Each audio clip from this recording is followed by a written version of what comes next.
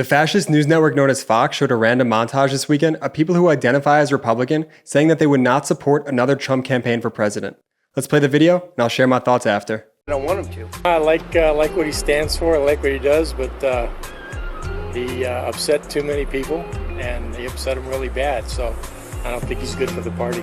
He needs to get back in.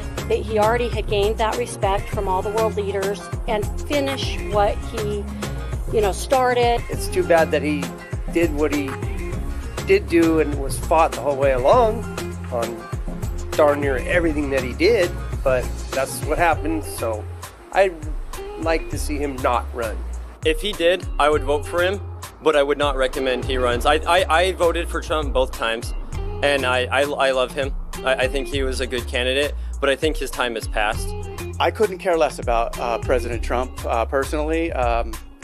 I prefer somebody different, but if he is the nominee, I'll probably vote for him. You know what? I voted for him for my very first time I voted for him. I don't think it'll be best for our country for him to run for re-election. I'm thankful for everything that he's done, but I think that our Republican Party needs to be united. At this point, he's a little too polarizing, and I think that there are candidates out there, Republican candidates obviously, that maybe be able to pull in people that he would lose to be able to change this. I would like to see, Governor DeSantis or someone like that, some new blood in the race. DeSantis run for president, and if he wants to, then he can pick up Donald as the vice president. We're from Florida. We're big fans of DeSantis on this one. He seems to be much more common sense and able to communicate better to both sides to get those people back that switch. He's done a good job at everything he's tried to do, despite all, it's not all just what he says. It doesn't just happen like that. I believe he's done a good job with a lot of things, and that's just my personal beliefs. I really like DeSantis. Because I think he can unify the party, and I think he's a fighter and a leader, and we need both. What a diverse group of people interviewed there.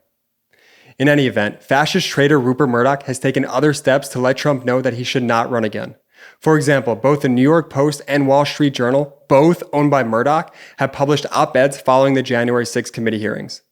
The New York Post op-ed was called Memo to Republicans. It's time to dump the Donald and run with the Ronald. The Wall Street Journal published articles called Trump voters need a new direction, and another called Why Donald Doesn't Deserve My Vote a Third Time. Look, we shouldn't and we aren't going to give Rupert Murdoch and these papers any credit for these articles whatsoever. The Murdoch fascist machine, it's injected disinformation into the veins of millions of Americans, causing death, destruction, and the critical damage and possible extinction of our democracy. Murdoch is a traitor who cares only about money. And for the Murdoch fascism machine, Trump is bad for business now.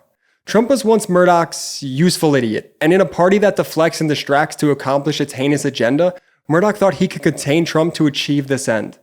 But now with the work of the January 6th committee hearings, Trump's wannabe authoritarian shtick that led the QAnon shamans and terrorist organizations like the Proud Boys and Oath Keepers and the Three Percenters, well, that's been exposed. Murdoch and Fox, they're in a number of significant lawsuits for their defamation for spreading election lies after January 6th, and Trump no longer suits Murdoch's agenda. Murdoch needs someone he can fully control, and he's setting the stage just for that. So now here's my mention to the pro-democracy community out there.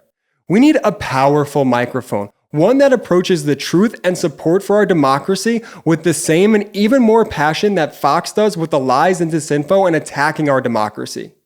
We need to stop calling the radical right-wing conservative, since there's nothing conservative about supporting insurrections, spreading viruses and bad hygiene, taking away your right to privacy from the Constitution, and attacking our troops.